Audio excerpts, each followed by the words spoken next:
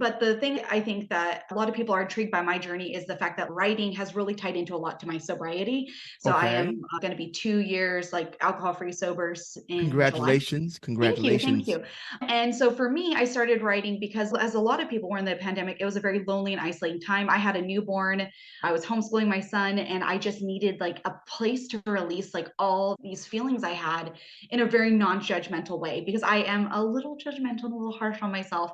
So writing the was super non-judgmental. And then in 2022, when I decided to stop drinking, I was like, I need something to occupy my time. And I need something at night to just break that pattern, because a lot of suggestions are like, if you're unwinding with a bottle of wine or a glass of wine or whatever you do, you need a new habit. So my new habit became, I'm going to sit and just write 1,000 words. NL Publishing Service Academy proudly presents Listen Up, I Got a Story to Tell podcast with literary success consultant DK Walker, sharing with you writing tips, marketing ideas, publishing information, and inspiring interviews for your author journey. So, without further ado, let's get right into it with DK Walker. Hey, how's it going? I am DK Walker, and you're tuned into Listen Up, I Got a Story to Tell podcast. Today, I am joined by Chelle Cypress. Welcome to the room, Chelle. Please tell me a little bit about yourself. Hi, I'm Chelle, and I am a debut author working on my first novel that hopefully, fingers crossed, comes out at the end of the summer, called Unmasking The Curse. And it's a fantasy romance novel that's very loosely based on Pride and Prejudice and Beauty and the Beast as a mashup. I'm just here to chat about writing, because I'm also a beta reader and an ARC reader, and just have a nice conversation. To say the least, so the title of your book is a very nice one. How did you come with that? The title of my book, I really vacillated on the title for a really long time, because I can have a really rigid brain. So I kept getting very stuck in title conventions. So right now, for fantasy title conventions, it's very common to have a blank of blank and blank, like ACOTAR's, like A Court of Thorns and Roses, or I think there's another one called like a king, like a wings of serpents and things like that. And one of my favorite indie authors, who is just brilliant, Isabel Olmo, I reached out to her and I said, hey, like, your book is fire, like your cover is amazing, her title of her book is Queen and Conqueror. I'm like, I'm getting super stuck, and I just feel like the original like working title I had wasn't what, it was too long, it was just so wordy, and I was like, everyone's gonna get lost having to do an acronym. And so she asked me, what's your book about? And I told her about how it's about a girl who is bound to a mask. Like, that's how the story Okay. starts out. Is she's this girl who has a curse, well, a woman who has a curse, who's bound to a mask. And it's a process of her journey of finding herself, as well as just some other fun fantasy and romance things going along. But she asked me, she's, why don't you work with the phrase mask? She's like, because it's obviously a very common theme. And so I played around with it, and finally I was like unveiling, and then I realized like unmasking has so many meanings. It could be like unveiling, like a discovering something, which there is discovery about the curse and the mask and all the things that are tied into it by the end of the book, but also the unmasking process of her working through what the mask has done to her, and like Mm. how to overcome it and perhaps find what she's always longed for, which is freedom. One thing I love about you describing the title of your book, you sold me. A lot of authors, no. One thing I'm not going to do, I will never lie and blow smoke. A lot of I authors feel, appreciate that. I try my best. Unless my wife asks me how she looks in a certain, I'm like, oh, you look great. She But knows you're telling the truth when you say it, and that's good. right. But long story short, a lot of authors, and I struggled with this early on in my author career too. A person would ask me about my book, and I would hem and haw. But you Yeah. told me what was it about without giving away your book, and I felt the energy. And I'm going to get, when it does debut, I want a autographed copy, because you sold me in telling me I would like to take that journey with that character as she works through her issues with whatever you presented for her as being her author. So that's a great job. My next question. Thank you so much. Oh, my pleasure. My next question to you: how early did the writing bug bite you?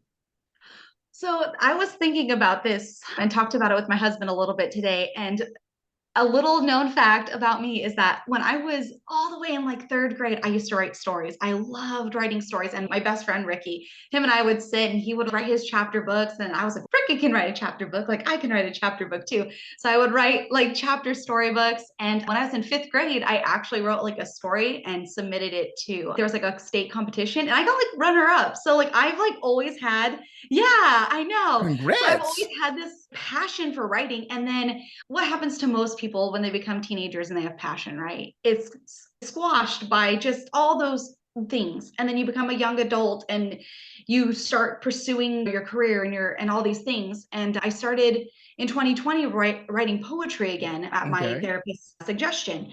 And in writing that poetry, actually, the idea for my book came out. And that's how I started writing my book in 2021, because it started off as a poem. And then all of a sudden I was like, I think this is a book. And so Mm. in NaNoWriMo, around NaNoWriMo time, the end of 2021, I started writing it. Okay. Okay. So you said that your therapist has suggested you to write. How therapeutic has writing been for you? Oh my gosh, it's helped so much. And I know you've seen some of my TikTok posts, but the thing I think that a lot of people are intrigued by my journey is the fact that writing has really tied into a lot to my sobriety. So I Okay. am going to be 2 years like alcohol-free sober in July. Congratulations. Thank you. Thank Congratulations. you. And so for me, I started writing because, as a lot of people were in the pandemic, it was a very lonely and isolating time. I had a newborn, I was homeschooling my son, and I just needed like a place to release like all these feelings I had in a very non-judgmental way, because I am a little judgmental, a little harsh on myself. So writing was super non-judgmental. And then in 2022, when I decided to stop drinking, I was like, I need something to occupy my time. And I need something at night to just break that pattern, because a lot of suggestions are like, if you're unwinding with a bottle of wine or a glass of wine or whatever you do, you need a new habit. So my new habit became, I'm going to sit and just write 1,000 words, write 100 words. And this love that I had buried for so long within me from like being a child, like came out. And Okay. it was so nice to just get to write this story in this world that like was wholly mine. And so for me, it was a place where my feelings and my emotions and pieces of who I am could just be free to be what they are. Mm. Learn how to write faster, conquer writer's block, and tell a story your readers will love. In less than 1 month, writing only 3 pages daily, you can go from book idea to manuscript using the unfair writing advantage. Most authors take 8 months on average to write just 1 book. But in a fraction of that time, you will learn how to craft a book your readers will love and not be hunched over your laptop days on end to do so. Just go to www.theunfairwritingadvantage.com to see what has the self-publishing industry buzzing. Now back to the podcast. Okay. Quick question. How much of you is in that main character? Probably too much. I feel like I think my main character Ariana, there is a lot about my own process and journey. She goes through things that are much more harsher than I am, and I think that's just for like poetic license, that she Okay. goes through just a lot more intense things. But there are whispers and hints towards some of the things like I've dealt with in my life, some of the things that like I've been bothered with, and a lot of like how she processes the world is very similar to me. So it'll be very interesting, because I know not everyone's going to understand and connect and going to like that, and that's okay. It's something I work towards. And my hope is that people who do have a similar feeling to me, who do deal with similar like issues that I deal with, will see themselves in the character and find like that there is, that there is a hopefulness for them. There Mm-hmm. is going to be love for them and family for them and friendship for them, even if they are afraid of showing the world who they really are. I totally identify with that once, because you had filled out a brief questionnaire helping me get to know you before Yeah. this interview, and I read where that writing is helping you with your sobriety. I am a recovering sex addict, recovering porn addict. My first book was called The Ugly Side of Sex, but I wrote it from the vain point of not necessarily the character getting better. I did the opposite. I wrote it from the aspect of he didn't want help. He was Yeah. willingly going down this hellacious hole of addiction. Yeah. Of course, like you reap what you sow. I don't want to give it away. Book's still available on Amazon, by the way. Cheap plug. Ugly Side of Sex, DK Walker. But long story short, it definitely helped me to see me other than my vices. It helped me to see me that I can beat this. It helped me to see me when I relapse that there's always tomorrow. It helped me to see me in my best light. Before anybody could be a friend to myself, I had to be a friend to me. Yes. Right. Yes. Yeah, I had to love me for me. And so I think authors, everybody, if you're a human, and pardon me if I get on this soapbox, I'm short, so I'm gonna get my step stool and step on the soapbox right quickly. But most people, because we're human first before we're writers, before we authors, before we scribes, not a problem. Most people have issues. The easiest way to deal with those issues is to write. Yeah. Because what happens is whatever your issue is just it's you and you're in your head. Once you take those issues and put them on paper, you're actually releasing yourself. There's still work to do, right? There's definitely still work to do. But the first step is I need to separate myself from these demons that lurk around in my mind. Yep. And that's half the battle. That's just my opinion. So I don't know how you feel about that.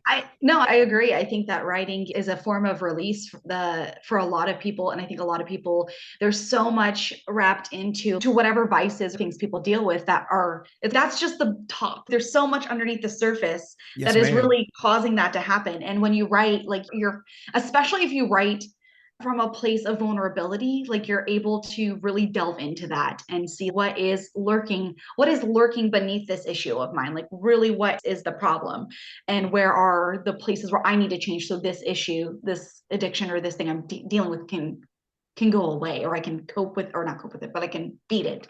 Oh, 1,000%. So anybody that's listening to this or watching this on YouTube, when I finally do release it, don't be afraid to sit down. Even if you don't have aspirations of writing a book, journal. Yes. I think all therapists recommend journaling and there's power in written, right? At least I believe that to be the case.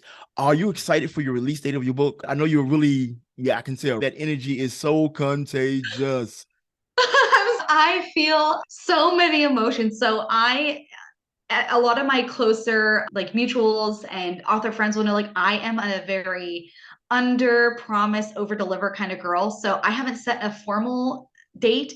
My grand hope is that it will correlate with my sobriety date of around July 30th. Oh, that's beautiful. That is so however, beautiful. Yes. I also know that part of the reason why I don't drink anymore is because I don't put undue pressure on myself to meet expectations that might be out of my control. I am extremely excited to release it. I'm extremely nervous because I feel like I'm bearing my soul to the world. And my hope more than anything is that if just one person reads it and is, I understand you. That's the win for me. That's the joy for me, because I know as an indie author, I might sell 1 book or 10 books or 100 books. I don't know. And so my goal is just to write the best book possible and provide somebody with an experience that's so similar to what I want to provide, and for them to feel something. Writing your manuscript has been hard enough, so let NL Publishing Service Academy make self-publishing your book easy as possible. From beautifully designed full and ebook covers to uniquely done typesetting and formatting, our goal is to professionally enhance your manuscripts and book covers to give your readers the best reading experience possible. Need marketing tips, tactics, and strategies? We can help you with that. How about branding and broadening the reach of your author platform? Yep, we can help you with that too. So no matter what your self-publishing needs are, NL Publishing Service Academy has you covered. Just head over to www.nlpublishingservices.com for whatever your self-publishing needs are. And now back to the podcast. Got you. Let me give you a bit of unsolicited advice. No, please do. Not a problem. Please do. I want to hear it. Okay, cool. The one person that you're looking to understand to get you has already gotten you, which is you. That's a very good point. That's a very good point. Which actually, that is you. That's a win. But the thing is, when we write, think about it. It's not much that separates us. I don't care how it's conquer and divide within the media, within religion. It's conquer and divide. But as human beings, there's not much that separates us. And once you accept you for you, you'll understand that your tribe will start to come to you. They'll start to gravitate to you when they want to be a part of that recovering journey. Because they have their own issues, right? So once you did that and you accepted you and started loving you for you, and then you're putting that out there, and that's to actually put yourself, even even when it's a fictitious book, to actually put that out for the first time is so nerve-wracking. Because I hope I got it right, and we don't even know what right is. We just hope we got it right. Yes, exactly. So how did you mentally climb that hurdle of getting it right or putting forth that effort to keep going? Because so many authors, myself included, early on in my career, once again, would get hung up on, I don't want people to know this about me, or imposter syndrome, or it's not good enough, or just so many self-defeat talk. How did you get over that hurdle, if you had it? I think that, oh no, I've had it. I've definitely had imposter syndrome. I think it's still an ongoing process for me. I think it's really hard because there are a lot of things that I still struggle with. And even like with my book, I'm like, oh God, like what if it's not good enough? What if I haven't done enough? And my husband is the opposite of me. He is amazing. He is so chill. He is so relaxed. It'll be what it will be. Like, it's all good. Like, just go with the flow kind of guy. And that helps a lot because a lot of times you've done the best you can. You've done the best you can, and that's Great all you can advice. do. And if you keep like trying to, like, and also like the other quote that's always stuck with me is done is better than perfect. Oh, a So thousand every percent. time I get stuck, I remind myself done is better than perfect. Like when it was time to go to beta reading, I was like, Michelle, because I was like, oh no, I shouldn't do with beta readers.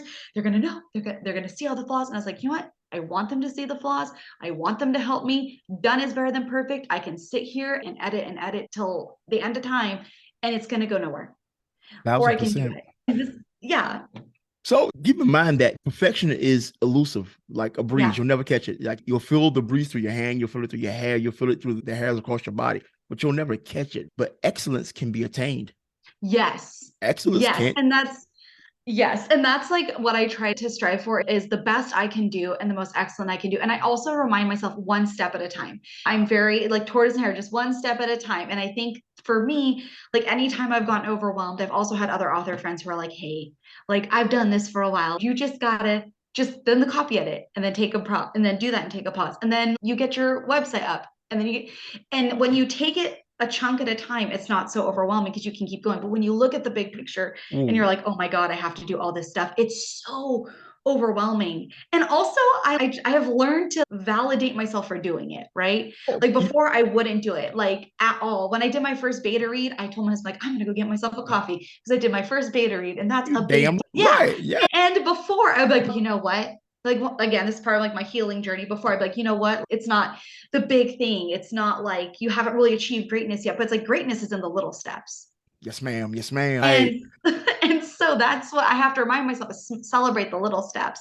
And like I've told my therapist, I'm like, our lives, so often we look at our lives and we just see all the little pieces, but we don't realize like when we are older and we look back, it's going to be the mosaic of everything we laid out. We just don't see it yet. So we just got to keep laying the pieces and hope that it's going to be something beautiful. Oh, looking at the totality of life, right? It always is. Even when you've been through, I don't think life can be appreciated if it's perfect. I just don't. Yeah. That's like you live in a state that has perfect weather every day. You take it for granted, right? Yes. I think like when I stay in the DMV area, just outside of Washington, D.C., we actually sit down. It's crazy. We actually sit in a bowl. But long story short, when we have bad weather, it lingers for a minute. But when we have beautiful weather, it's just awe-inspiring. And everybody Yeah. feels better because of that one beautiful day compared to the Yes. past five that it was rainy and nasty. Yes. And that's like life. Like you can't expect life to be perfect. You'll be fooling yourself, right? Yep. I want to touch on something that you said. You was really big on celebrating the small wins as well. You should, right? Because it's Yes. easier to get a small win to get a major win. And if you Yes. accumulate enough small wins, so I just need to accumulate 4 or 5 small wins in a row, and now you got a medium-sized win. Let me get Yeah. about 5 or 6 medium-sized win, and now I got a major win. And so having that mindset to do a major task, let me pause so I don't feel overwhelmed, is great advice for anybody that's tuning into the podcast, right? Because think about it, we think about everything we got to do in the process, and it'll make you freeze. It'll give you paralysis. But if you think of I'm doing this from this time span to this time span, I'll take a break, celebrate for the simple fact I got it done, and then I'll move on to the next project. And by the end of those tasks, you're going to be looking at your release date for the simple fact that you broke it down in digestible chunks instead of looking at the long journey, that's great advice that, for any first-time author. And I will say, if you don't mind, I'll tangent slightly as to why I have that philosophy. Back in the day, I used to be a real estate agent. I used to do real estate, and Okay. I really grinded. I was just like really go at it and burnt out like most of my like late 20s and my early 30s, just grinding away doing this. And what I came to when I hit COVID and I had my daughter and everything kind of halted, And I look back at that time now, I realize, wow, like I would, like a big thing that drove me just not being happy was just grinding away and not enjoying any of the process, grinding away and be like, oh, I'll do another thing, and never celebrating those wins and never giving myself any validation for what I did. And so I Right. feel like if anyone could learn from me to not do things the hard way, because I did do things the hard way and hit a wall, and I just don't. I think like the biggest thing I try to do is do as much as I can and be proud of that, to not hit that wall to where then you don't want to do anything and you're just like, I'm over it. And, And the joy is gone. And oh, that's not fun. and I think what happens is, if you really think about it, the graveyard has more books than the library. Most people die with that book inside of them because they experience what you just said. They give up, or they find the excuse not to pull the trigger and execute on their dream. Speaking of executing on your dreams, I know when your book comes out, that will be a dream realized, right? Yes. What's the next step after that? What's the next dream without putting any pressure on yourself? Like, how far are you willing to go to really grow the characters that you brought to life? I've already started book 2. I know that this book is definitely going to be a series. There's more stories within me. And it's kind of hard because I lean towards being a discovery writer more than a plotter. I like discovery writer better than pantser, because I do just write random scenes, throw my characters into it and say, what are you guys going to do? How are you going to act? But Okay. I think for me, I really want to continue on with this series and really watch it grow and people fall in love with my characters and just grow as a writer. Like I think that I don't want to confine myself with saying this is a specific dream or how I want things to go. I think I'm just very much wanting to see like how this process unfolds and how I can get these stories out to the world in the best way possible. Okay, cool. In that questionnaire that I alluded to earlier in the podcast, you felt out that what you dislike most about writing, I think it was editing, that it was And what I disliked, yeah. yeah, that it was the never-ending process. Okay, so if editing is the number one thing that you don't like, where does marketing fall out on that don't like barometer? So marketing, it's very, I'm a very peculiar author to some degree, because I know marketing is most authors like Achilles heel, they don't like it. I Got my did real hand up. estate. I got my I hand up. did real I'm estate one of for those like authors. I said, for quite a while, for like from 2012 to 2020. So it was like almost a decade. And I did learn a lot about marketing. And so I think for me, like I feel a little bit more comfortable than most, just because I've had some experience with it. So it's not as painful. And I only use the word painful because that's how it's Yes, described to me, to yes. mark. It's painful. Very painful. And I think for me, it's just I look at it like throwing spaghetti on the wall a little bit, right? I'm gonna throw my ideas out there and see what happens. And then after that, I'm gonna see what sticks. And based on what sticks, like I can adjust. So I do really analyzing things. I have a very analytical mind. So it is really enjoyable for me to be like, okay, like these type of posts, I notice a trend that these type of posts are doing really well. And I can probably convert that kind of post into a similar post that's along with my book. It's fun. I do enjoy that part, but I also have the fun of writing the book. So I am curious, like when I lean more towards having to market it when it's out, if that will go away. Because Because there's more pressure to market when it's out. 1,000%. So my hat to that is, you should never, not saying that you are, but this is advice for any author. No, don't wait till the last minute to market. Yeah. Market as you go along. So, and that's a beautiful job. I think we spoke about this briefly before we started this recording, that you're taking your readers along your journey. One, you do that makes them more vested, and then they're more readily to buy once the book is released, because the book is a finished product. So every day that you come on, you talk about your book, or you allude to your book, or you allude to certain aspects of the writing process. They're vested, like lack of better words, and leaning towards not being politically correct. People, for the most part, are nosy. So you have to lean. I'm just being honest, right? Why do you think that bad news is always trumps everything else, right? So That's true. people are nosy by nature. Capitalize off of them being nosy. That's the Well, easiest hat to marketing. maybe we could say curious. People are I'm curious. sorry. See, I knew I needed you in my life for a reason. People are curious. Capitalize. Let me rephrase that and reframe that. People are curious. Capitalize off of their curiosity. Yeah. Okay, cool. And I agree. I think that people are curious. I am so beyond blessed because I started doing TikToks, like I said, back in 21, like right around the time I started writing this book. And I have been so blessed to have so many mutuals and so many people following me along the journey and cheering me on. And it blows my mind, even to this day, that like there's almost like 4,000 people who follow me. And I engage with people Oh, all the time who like want to chat about writing. And I love chatting about, like, I like talking about writing. I want to talk about what people are writing. I want to talk about what other people are reading. And it's a joy for me. And it's something that like I don't know. It's an enjoyable process for me to talk about those things. yeah. If I had to place a bet, you are a creator at heart. And writing Yes. to me is the most purest form of creativity because it's just your thoughts, you, and a blank screen. There's nothing Yeah. else. There's no template. There's no picture. It's just, I have this idea. And I think this idea will turn into a great story. And I think people will love this story. That's the basis. And you have to pull so much to convey that message to readers. That takes a lot. So you and any other author have to be commended for that, right? Yeah. With that being said, how I know you mentioned TikTok. How are you cultivating your community? Like how are Well, you're harnessing their data far as their email addresses, telephone numbers, things of that nature, or have you started that? so I did start a newsletter. So I've been trying to move some, especially around the possibility of TikTok going away, which I'm hoping won't happen.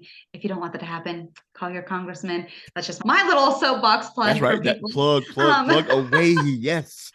So I have been moving them, like, as whoever wants to join into onto a newsletter. I just started my website today because I was like, you know what, Michelle, you should probably build your website because your service, what's your website name? And I was like, I have not done it yet. That's so today, guess what I did before I did it. I Congratulations. am currently doing it. Yeah. So I set up the very basics and I was working on doing some just rough posts and again throwing some spaghetti on the wall just to have something out there so people can find me. Exactly, Um, exactly. and then I also have other people going off of Instagram, and then I am part of other Discord groups. So I do like to find. I've been diversifying more since the beginning of the year of trying to move people into newsletters, finding people on other platforms, as well as connecting on Discord and any other areas where I can talk with other readers and writers and things of that sort. Facebook, I'm still a little because it's Facebook, but You can stop talking about Facebook and us old people. Like I still like Facebook. I'm an old person, okay? I am pretty sure you're probably not that much older than I am, but it's You are like flattery will get you everywhere with me. I promise you, I am much your senior, but thank you. But that's very smart of you, right? To understand that the best, and because you were in real estate, so you understand the best real, you have to have your own. Like, because we're yeah, like social, okay. Authors, if you don't know, right? If you don't know, my friend Michelle has schooled me to say the politically correct thing, so I'm going to be nice. If you don't know, you have to have your own digital real estate because you do not own your social media accounts. If you're not paying for it yearly or monthly, you don't own it. That means you're subjected to whatever the owners deem the way that they want to do things. So that was like really smart of you being early on in the author game. So I need my own. I need to pull my people with me just in case. Now we pray TikTok yeah. doesn't go away. You can't make a career or you can't get the best out of what you're doing by just hoping, wishing, and praying. There has to be work with that, right? Yeah. Yeah. And I think that was one of the things I learned from real estate is that things that people one of the things I learned is that most people want genuine connection, and I want genuine connection. And so sometimes when you have newsletters, like you're able to connect in a different way than you are on TikTok, or if doing this podcast, people will get to see me in a much more longer format than they've been like the 3-minute videos. And so diversifying like how you approach people is amazing because what one person, like I have a mutual who she's like, I hate newsletters, and I'm like, hey, like I get it, that's not your jam, but she might love podcasts, where another follower might love newsletters, but they can't stand Instagram. Or they might be like me, where they're like, I will not go on Facebook, but they love TikTok. So it's like you have to diversify to find people, and you might end up connecting with new people through the different avenues. And it's just kind of like, I don't know, you just never know. You just never know. I'm like going off track, my Oh, brain. you're fine. But like I said earlier, like that's still, however you look at it, is uber smart, right? Because you don't want to put, very old cliche, but you don't want to put all your eggs in one basket, right? You just, that's Yeah. just not smart business. No matter if you're doing this writing thing from the most artistic vein, at the end of the day, if you want to at least recoup whatever monies that you put into your work, you have to view it as a business. Speaking of Yeah. viewing your writing as a business, are you exclusive with Amazon? So I have not, because this is my debut novel. I've been really thinking about this a lot of whether I'm going to go exclusive, Kindle Unlimited, or if I'm going to go wide. And I think the hard thing is that as a debut author, it seems that the way a lot of other indies say is to go more Kindle Unlimited, only because of the fact that not everyone wants to try a new author. And I've been contemplating it. I haven't done the deep dive research into it yet to make like that definitive decision as my Mhm. book goes into copy edits. I'll be looking at it more, but it's a really hard thing because I know I'm a new author.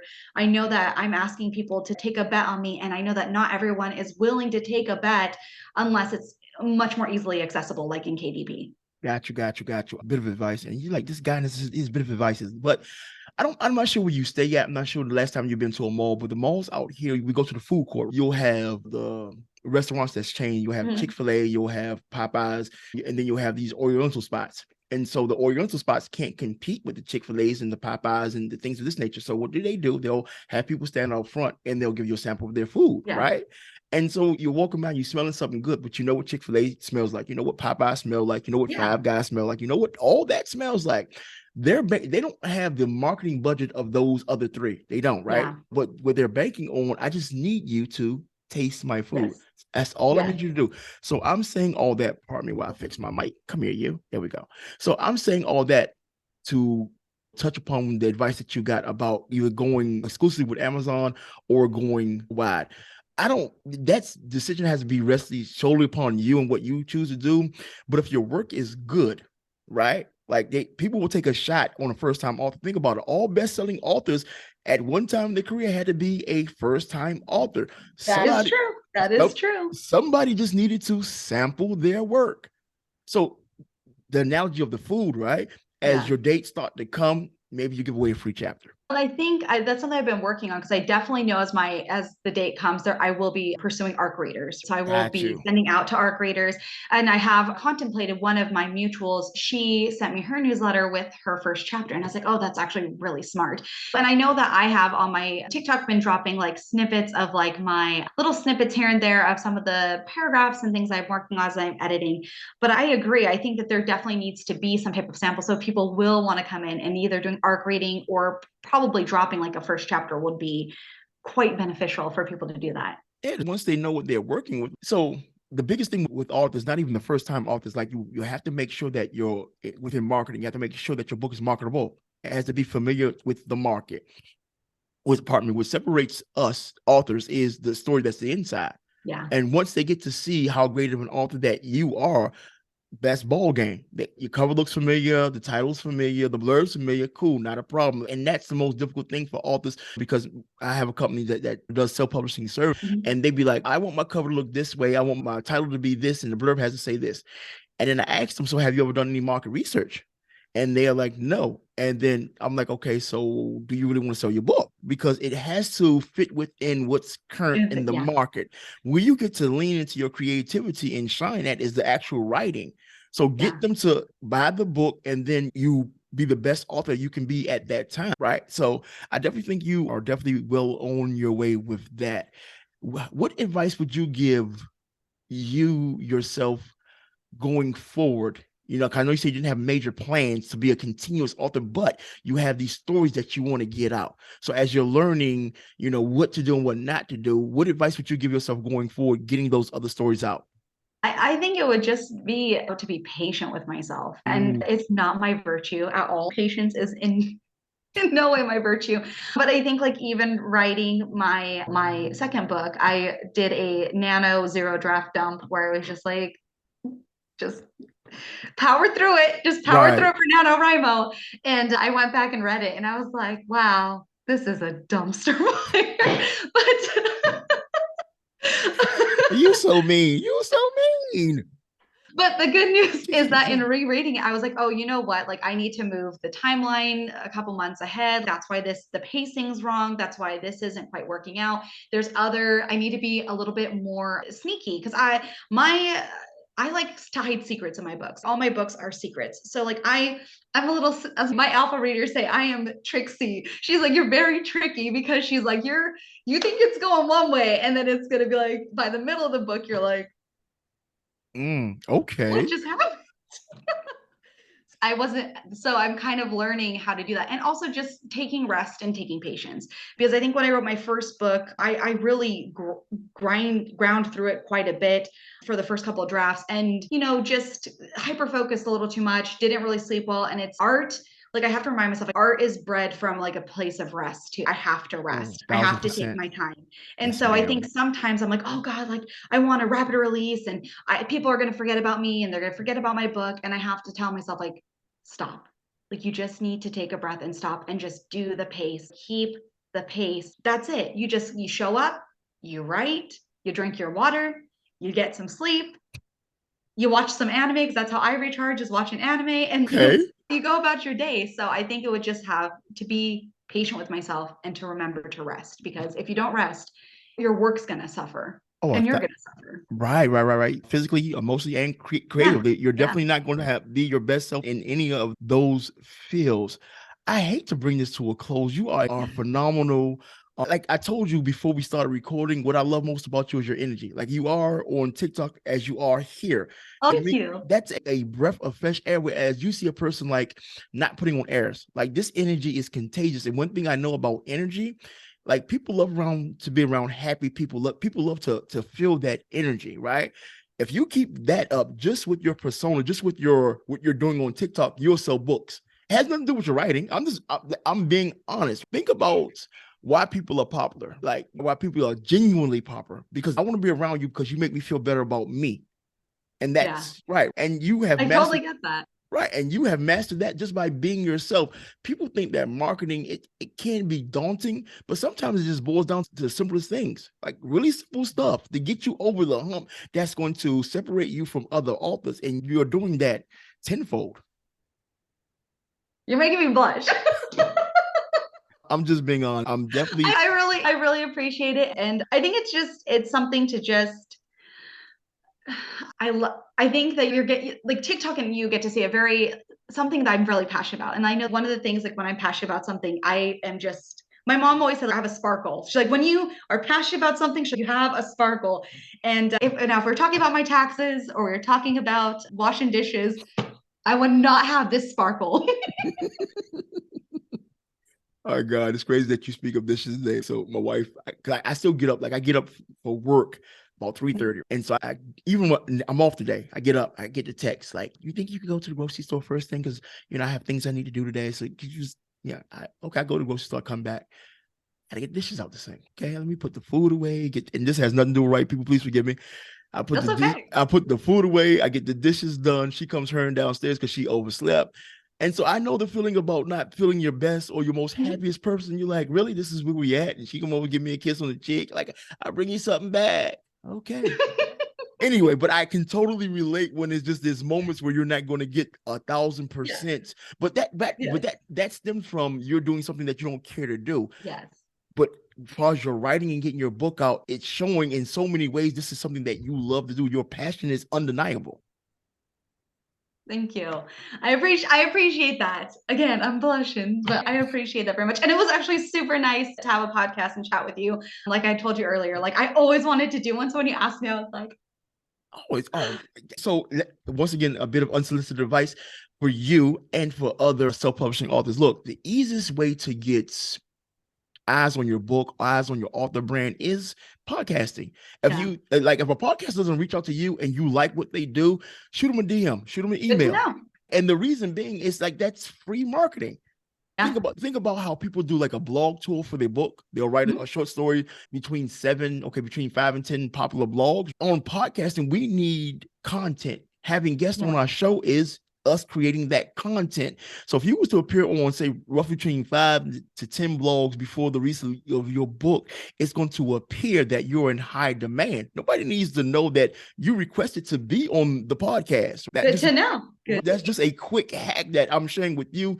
And I appreciate it. Oh, it's the least I can do. And any other author, and I'm saying that for the authors that I asked and didn't hear anything from, and for the many authors that has been on my show, like they took me up on that offer, and I am so appreciative for that. So with that being said, I am going to regretfully bring this to a close. But before I do go, let my listeners know where they can find you at on social media. And you said you had done your website. If you have that website address, give that as well.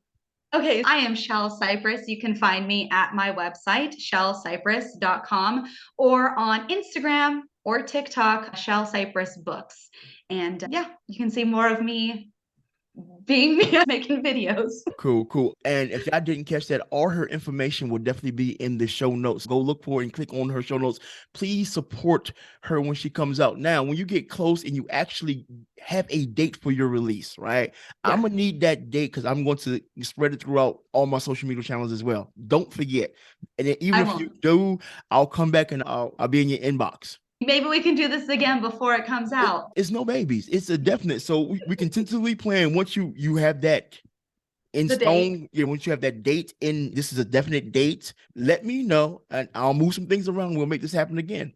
Oh, thank you so much. I appreciate it more than. Oh, it's not a problem. Look, I'm DK Walker. This is Listen Up, I Got a Story to Tell podcast. If you're listening to this, or excuse me, if you're watching this on YouTube, do me a favor, leave a comment, share, review, subscribe to my channel. I would greatly appreciate this. If you listen to this Apple podcast, do your boy a favor, leave me a review, leave me an honest review. It doesn't cost you nothing, but it means the world to me. I will catch you great folks next week. And Chelle, thank you from the bottom of my heart. You put a smile on my face. You made me feel really great today. Your energy is great. Whatever you do, no matter what, last thing I'm gone. I can talk forever, right? Never stop being you. Thank you. That real talk. I'm not blowing smoke. No, never stop being you. More people in the world need to be around people like you because your energy is so great. Thank you. Quite welcome, ma'am. I'll catch you good people next week. This episode of Listen Up, I Got a Story to Tell podcast has ended. But please be sure to subscribe for more literary strategies and tactics to help you create the profitable, successful author career you've always wanted. And don't forget to rate and leave a review so we can continue to bring you the best author and book-related content. See you on the next episode.